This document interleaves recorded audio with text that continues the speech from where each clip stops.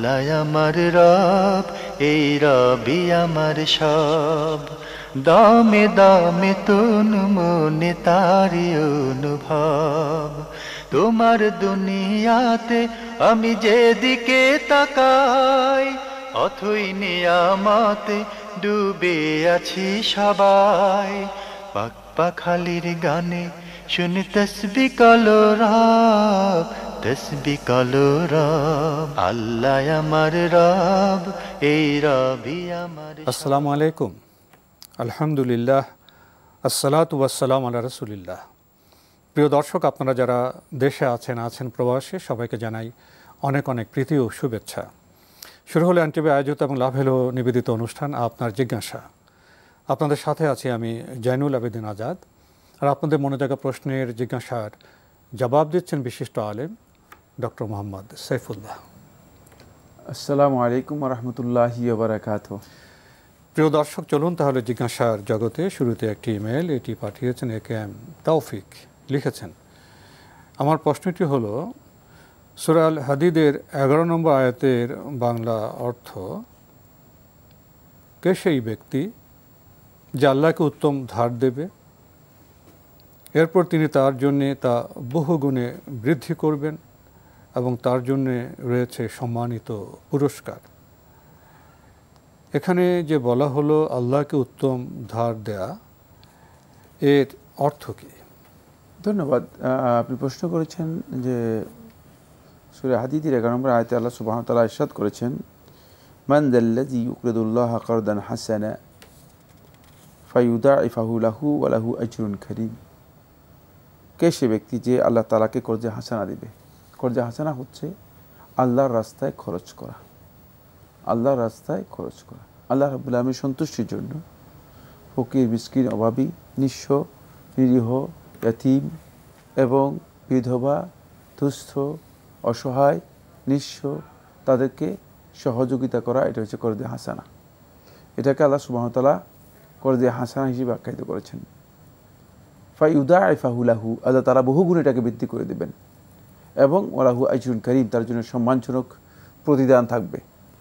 বহুগুণে বৃদ্ধি করে দেবেন তো, এবং সাথে সম্মানজনক একটা পুরস্কার তার জন্য আল্লাহ তাআলা দেবেন। এখান থেকে বোঝা যায় যে কর্জে হাসানা মানে এই দান যদি কেউ করে থাকেন, তিনি আল্লাহ তাআলার কাছে অনেক বড় সম্মান ও মর্যাদা পাবেন, পুরস্কারও পাবেন এবং বহুগুণে আল্লাহ সুবহানাহু ওয়া তাআলা তার এই দানটাকে ফেরত দেবেন। এই দানটাকে আল্লাহ সুবহানাহু ওয়া তাআলা কর্জে হাসানা এই জন্য বলেছেন, যেহেতু এটাকে আল্লাহ সুবহানাহু ওয়া তাআলা ফেরত দিবেন, এই প্রতিশ্রুতি দিয়েছেন আল্লাহ তাআলা। ফলে উত্তমভাবে ফেরত দিবেন, যেভাবে দিয়েছেন সেভাবে নয়। আপনি দিয়েছেন 10 টাকা, আল্লাহ রাব্বুল আলামিন দিবেন 100 টাকা, বহুগুণে বৃদ্ধি করবেন, বহুগুণে বাড়িয়ে দিবেন। সুতরাং আবার সাথে পুরস্কারও দিবেন। হ্যাঁ, এর সাথে পুরস্কার আছে। সুতরাং এর নাম এই কারণে হয়েছে কর্জে হাসানা, এই কারণেই এর নাম হচ্ছে কর্জে হাসানা। আলেমদের মধ্যে কেউ কেউ বলেছেন যে এর নাম কর্জে হাসানা এই জন্য হয়েছে, যেহেতু দুনিয়ার মানুষগুলো খরচ করতে গেলে তখন তাদের অন্তরের মধ্যে যে লোভ লালসা আছে সম্পদের প্রতি, এই লোভ লালসা তাদেরকে খরচ থেকে বারণ করে। এমন কি পৃথিবীতে এমন মানুষ আছে যে নিজের জন্য পর্যন্ত খরচ করতে চায় না, এদেরকে নিজেকে কষ্ট দেয়, এদেরকে বখিল বলা হয়, কৃপণ বলা হয়।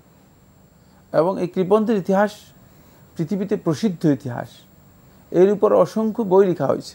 ইমাম জাহিজ রাহিমাহুল্লাহ তাআলা একটা কিতাব লিখেছেন, কিতাবুল বুখালা, মানে কৃপণদের বই। এখানে কৃপণদের ইতিহাস, কৃপণদের কাহিনী তুলে ধরেছেন। তো এই যে মানে মানুষ যে নিজের জন্য খরচ করতে চায় না, কারণ মোহ যে আছে সম্পদের প্রতি, এই মোহ থেকে তাদেরকে বের করার জন্য আল্লাহ সুবহানাহু ওয়া তাআলা এই খরচের নাম দিয়েছেন কর্জ। কারণ কর্জ হলে তখন মানুষ মনে করছে এটা কর্জ দিলাম, ঋণ দিলাম, ফিরে পাবো। হ্যাঁ, ফিরে পাবে। যেহেতু আল্লাহ সুবহানাহু ওয়া তাআলা ফিরে দেবেন, আর যেহেতু আল্লাহ সুবহানাহু ওয়া তাআলা এটাকে নাম দিয়েছেন কর্জ হাসানা, হ্যাঁ, এবং কর্জ হচ্ছে উত্তম কর্জ, এই কারণেই আল্লাহ সুবহানাহু ওয়া তাআলা এটাকে কর্জে হাসানা বা কর্জুন হাসান, উত্তম কর্জ হিসেবে আল্লাহ তাআলা নাম দিয়েছেন। তাই এই কর্জ হাসান যেটি রয়েছে, কর্জে হাসান যেটাকে বলা হচ্ছে বা কর্জে হাসানা যেটাকে বলা হচ্ছে, এটা হচ্ছে আল্লাহর রাস্তায় এই সমস্ত ক্ষেত্রে দান করা, ইনফাক ফি সাবিলিল্লাহ হচ্ছে এখানে উদ্দেশ্য। প্রিয় দর্শক, আমরা খুবই চমৎকার একটি আয়াতের ব্যাখ্যা জানলাম এবং আশা করব এই আয়াতে যে তাৎপর্য আমরা তা উপলব্ধি করব। আমাদের হাতে আরও একটি ইমেল পাঠিয়েছেন মোহাম্মদ মুস্তাফিজুর রহমান, মিঠাপুকুর, রংপুর থেকে লিখেছেন, নামাজের সময় আমি তাড়াহুড়ো করি, মসজিদে যাই সবার পরে এবং ফিরে আসি সবার আগে। মনে হয় কর্তব্য পালন করতে এসেছি। এমন মনোভাব পরিবর্তনের উপায় কি? নামাজের ব্যাপারে আপনার অমনোযোগিতা রয়েছে, অন্তরের মধ্যে মুনাফিকি রয়েছে, মুনাফিকি দূর করতে হবে এবং নামাজের প্রতি আপনার মনোযোগ বৃদ্ধি করতে হবে। নামাজের প্রতি আপনার মনোযোগ বৃদ্ধি করতে হবে। মুনাফিকি যতক্ষণ পর্যন্ত দূর না হবে ততক্ষণ পর্যন্ত আপনি এই মনোযোগ নামাজে মনোযোগ দিতে পারবেন না। নামাজে আজানের পরপরই নামাজে অংশগ্রহণ করা, জামাতে অংশগ্রহণ করা এবং প্রয়োজনে জামাতে সালাত আদায় করে আজকারগুলো করে তারপরে আসা, এটা হচ্ছে নামাজের বিধান। এক্ষেত্রে আপনার মনোযোগটা আরেকটু বৃদ্ধি করতে হবে, আরও বৃদ্ধি করতে হবে। আর এই মুনাফিকি দূর করার পদ্ধতি কী? এই মুনাফিকি দূর করার পদ্ধতি হচ্ছে যে আজানের সাথে সাথেই মানে আল্লাহর ডাকে সাড়া দিচ্ছেন, এই চেতনা নিয়ে মসজিদে গিয়ে উপস্থিত হয়ে যাবেন। শয়তান যতই আপনাকে প্রলোভিত করুক না কেন, যতই আপনাকে শয়তান প্রতারণা দেওয়ার চেষ্টা করুক না কেন, আপনি চেষ্টা করবেন যে আজানের সাথে সাথেই মানে মসজিদে গিয়ে সালাতে অংশগ্রহণ করা, মসজিদে চলে যাবেন। মসজিদে যাওয়ার ব্যাপারে অলসতা করবেন না। অলসতাটাই মূলত মুনাফিকদের লক্ষণ। মুনাফিকগণ যখন সালাতের জন্য আসতো যেত, তাদের কাজই ছিল একটা, সেটা হচ্ছে অলসতা করতো। এবং এখানেই অলসতার বিষয় রয়ে গেছে। অলসতাকে দূর করতে হবে। 2 নম্বর হচ্ছে সালাতের মধ্যে কনসেন্ট্রেশন বাড়াতে হবে। আর সালাতের স্বাদটুকু উপলব্ধি করার জন্য মানে সালাতের মানে নিয়মিত আমলটাকে নিজের অন্তরের ভালোবাসা দিয়ে সেটাকে কী করতে হবে? গ্রহণ করতে হবে।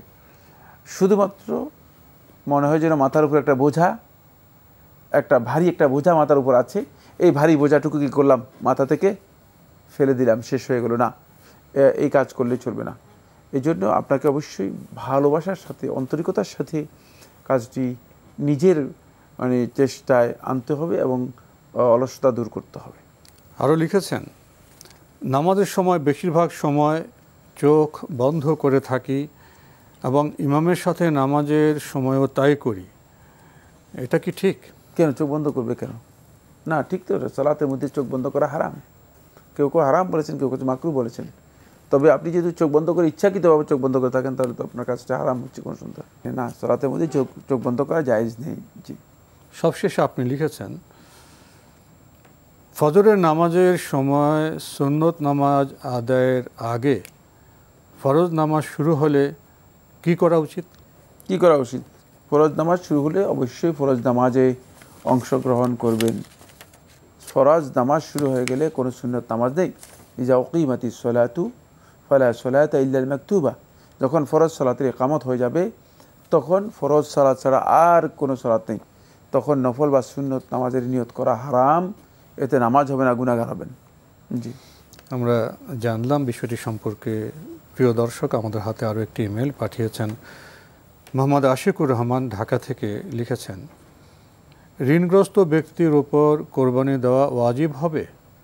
যেমন কোনো ব্যক্তির 3 লক্ষ টাকা ঋণ আছে, এমত অবস্থায় কোরবানির সময় এসে গেলে ওই ব্যক্তির নিকট ঋণ পরিশোধের জন্য 3 লক্ষ টাকা নেই, কিন্তু কোরবানি দেওয়ার মতো অর্থ রয়েছে।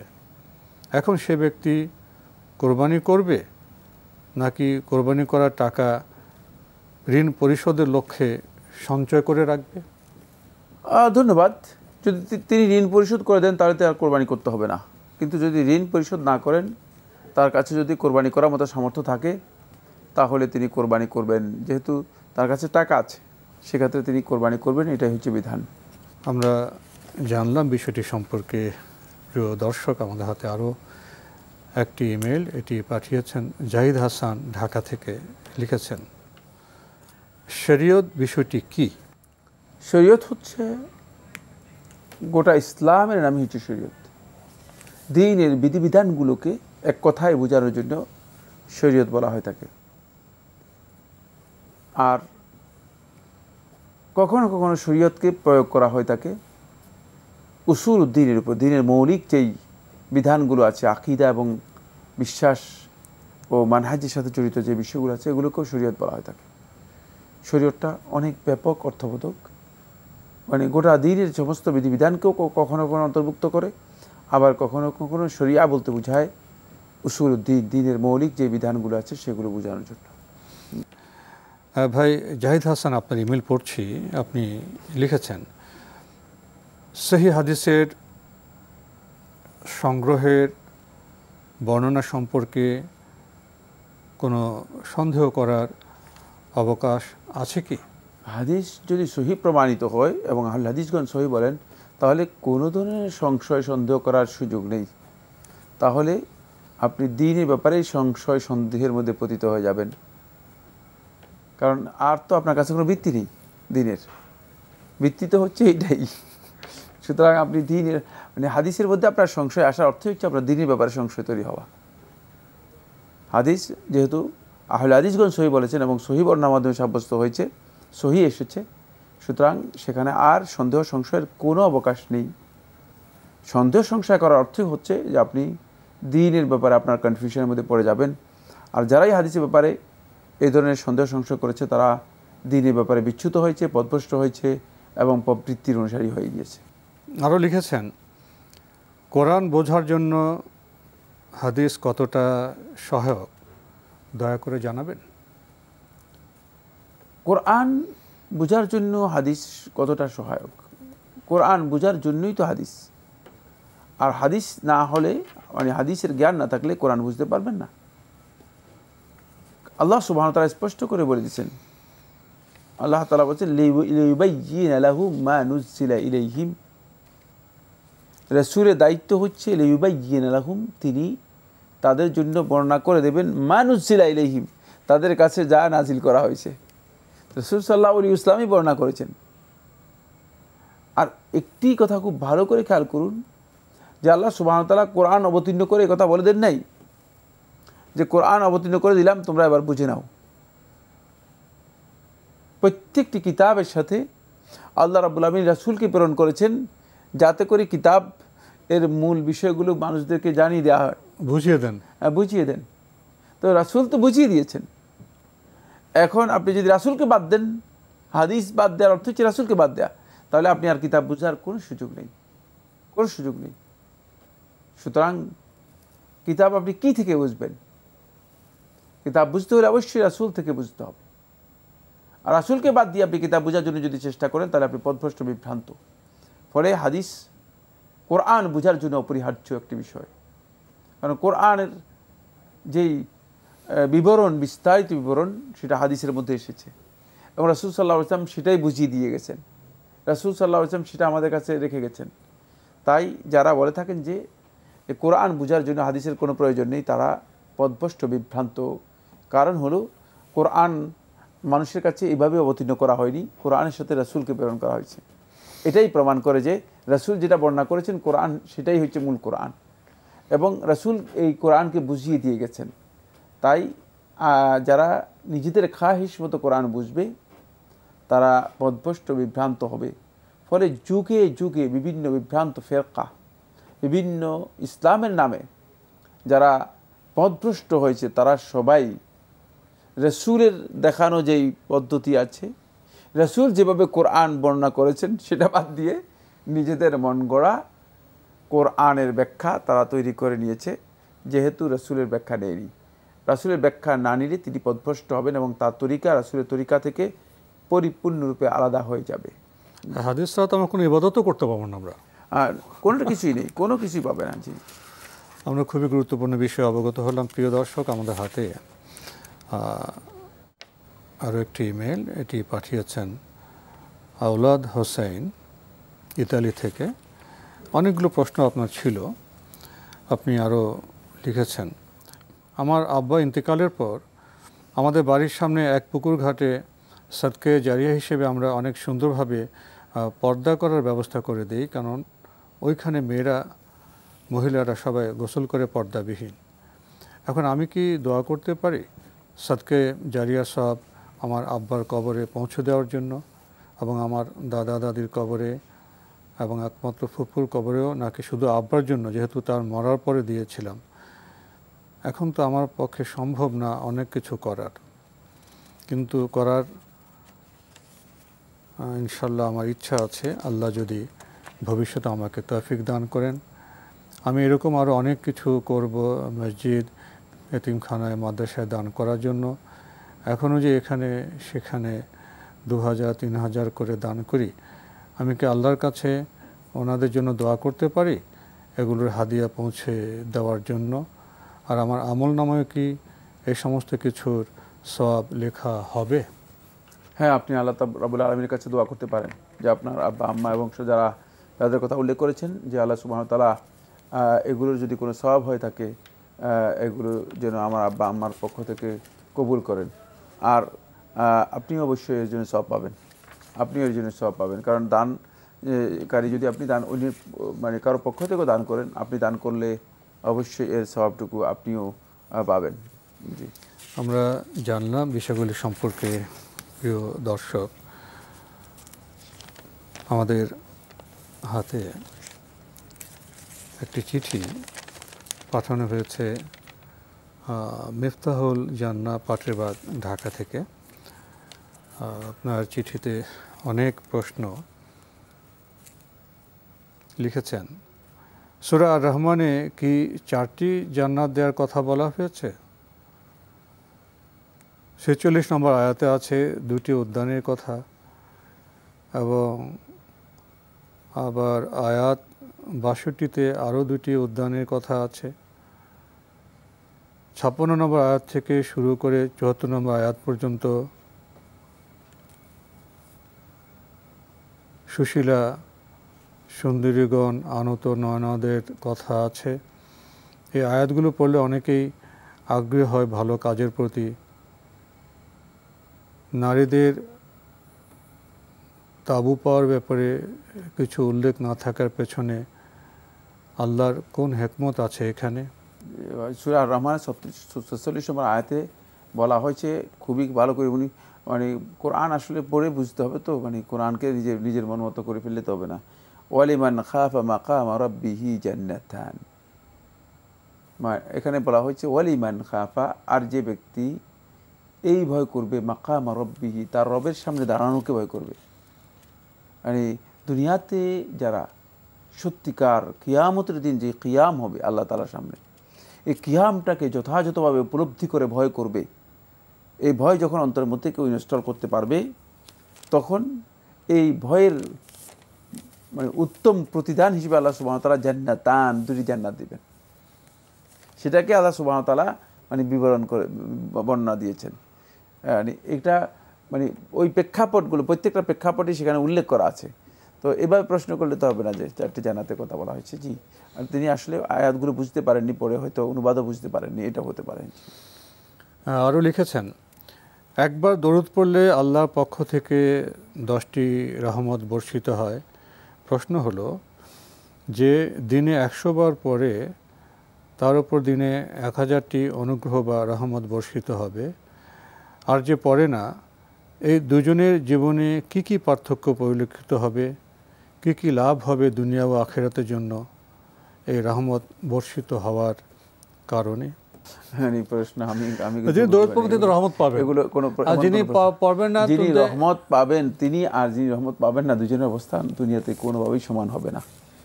আল্লাহ তাআলা হিদায়াত দান করুন, সমঝ দান করুন। তো আমরা আপনার বাকি প্রশ্নের জবাব অন্য কোনো সময়ে দেওয়ার চেষ্টা করব। আমাদের হাতে আরও একটি ইমেল, যিনি পাঠিয়েছেন নাম প্রকাশে অনিচ্ছুক, এটি আগের ইমেল। আপনি লিখেছেন, আমি মাহরাম নন মাহরাম মেনে পরিপূর্ণ পর্দা করার চেষ্টা করি, তবে ছেলেটা আমাকে বলেছে, এখানে ছেলেটাও তো আপনার জন্য যে বর পছন্দ করা হচ্ছে তার সম্পর্কে আপনি কথা বলছেন। আমাদের সমাজের একটা আলাদা সংস্কৃতি, প্রথা, মূল্যবোধ ও সামাজিকতা রয়েছে। আমাদের সামাজিকও আত্মীয়তার বন্ধন খুব দৃঢ়। এখন কোনো দাওয়াতে, বিয়ের অনুষ্ঠান হোক বা অন্য কোনো, অনেক আত্মীয় স্বজনের সমাগম হয় এবং অনেকে সেজে গুজে বেপরদায় আসেন। অনেক সময় অন্য ধর্মাবলম্বীরাও আসেন। এটা আমাদের সমাজ বাস্তবতা। এখন এখানে কি আমাদের অংশগ্রহণ করা হারাম হবে? আপনি আপনার ফরজ পর্দাটুকু মেনটেন করে অংশ নেন, কেউ তো বাধা দেবে না। এরপরও কেউ যদি আপনাকে দিকে লোলপ দৃষ্টি দেয়, এর জন্য কি আপনি গুনাহগার হবেন? নিশ্চয়ই নয়। আল্লাহ আপনাকে এই সমাজে পাঠিয়েছেন এলিয়েনের মতো জীবনযাপন করার জন্য নয়। আপনি মানুষের সাথে মেশেন, তাদের দাওয়াত দেন, সামাজিক ক্ষতগুলো নিয়ে কথা বলেন। এই দাওয়াতের মহান কাজের জন্যই আপনাকে খলিফা করে পাঠানো হয়েছে। এটা আমার স্বামীর বক্তব্য। তো এই বোন যিনি চিঠিটি পাঠিয়েছেন, তিনি এই বরকে পছন্দ করছেন না, আর বাবা মাই বরকে পছন্দ করছেন। এখন তার পছন্দ করার না করার যে কারণ, তার মধ্যে এখানে উনি একটা চিত্র তুলে ধরছেন। এটি হলো ওনার স্বামীর দৃষ্টিভঙ্গি। ওনার স্বামীর দৃষ্টিভঙ্গি কি ঠিক আছে? না, এই দৃষ্টিভঙ্গি সঠিক নয়। এই দৃষ্টিভঙ্গি সঠিক নয়। যেখানে ফিতনা থাকবে সেখানে অবশ্যই ইসলাম একটা কঠিন অবস্থান নেবে। ফিতনা থেকে অবশ্যই আপনাকে মুক্ত হতে হবে। তার এই বক্তব্য যথার্থ নয় ইসলামী দৃষ্টিকোণ থেকে। তো আজকে আমাদের এখানেই শেষ করতে হচ্ছে। আপনাকে অনেক ধন্যবাদ। আপনাকে অনেক ধন্যবাদ। প্রিয় দর্শক, আমরা দেখছিলাম এনটিভি আয়োজিত এবং লাভ হলো নিবেদিত অনুষ্ঠান আপনার জিজ্ঞাসা। আমাদের অনুষ্ঠান আপনারা এনটিভি অনলাইনেও দেখতে পাবেন। ভিজিট করুন www.ntvbd.com। এছাড়া ইউটিউবে এবং আমাদের ভেরিফাইড ফেসবুক পেজে অনুষ্ঠান দেখতে পারবেন। শেষে এসে বিয়ে প্রসঙ্গে আমরা একটি প্রশ্ন পেয়েছি। আগের একটি চিঠি ছিল, প্রশ্ন ছিল, অনেকগুলো বিষয় এখানে আছে। যে বোন চিঠি পাঠিয়েছেন, তার সাথে পরিবারের একটা দ্বন্দ্ব হয়েছে পাত্র পছন্দ করার ক্ষেত্রে। বাবা মা পাত্র পছন্দ করেছেন, পাত্র সমাজে মূল্যবান, অনেক লেখাপড়া আছে, ইত্যাদি ইত্যাদি। আর মেয়েটি বিবেচনা করছেন শরিয়ার দৃষ্টিভঙ্গিতে, ইসলামের দৃষ্টিভঙ্গিতে, সাংস্কৃতিক দৃষ্টিভঙ্গিতে। তো বিয়ের ক্ষেত্রে আমাদের সমাজের সমস্যা আছে। আসলে ইসলাম তো নরনারীর বিয়ের বিষয়কে উৎসাহিত করেছে, তবে এখানে পছন্দের মাপকাঠি নির্ণীত হয়েছে। এখন আমাদের পরিবারগুলো একই ছন্দে না চলার কারণে, অর্থাৎ কোরআন সুন্নাহ মোতাবেক দৃষ্টিভঙ্গি পরিগঠিত না করার কারণে দ্বন্দ্ব দেখা যায়। দ্বন্দ্বের এপাশে ওপাশে যিনি থাকুন না কেন, দ্বন্দ্বের সমাধান হবে যদি আমরা কোরআন এবং হাদিসের যে দৃষ্টিভঙ্গি সেটাকে গ্রহণ করি। আসুন এই সমাধানের পথে আমরা অগ্রসর হই জীবনযাপনে, এমনকি বিয়ের ক্ষেত্রেও। চিঠি লিখুন, প্রশ্ন পাঠান আমাদের ঠিকানায়। পরিচালক আপনার জিজ্ঞাসা, এনটিভি, বিএসসিসি ভবন, 7ম তলা, 102 কাজী নজরুল ইসলাম এভিনিউ, কারওয়ান বাজার, ঢাকা 1215। ইমেল অ্যাড্রেস আপনার জিজ্ঞাসা @ntvbd.com। প্রিয় দর্শক, মহান আল্লাহ আমাদের সবাইকে নিরাপদে রাখুন, রাখুন শান্তিতে। আসসালামু আলাইকুম। আল্লাহ আমার রব, এই রবি আমার সব, দামে দামে তুন মনে তারি অনুভব। আল্লাহ আমার রব, এই রবি আমার সব।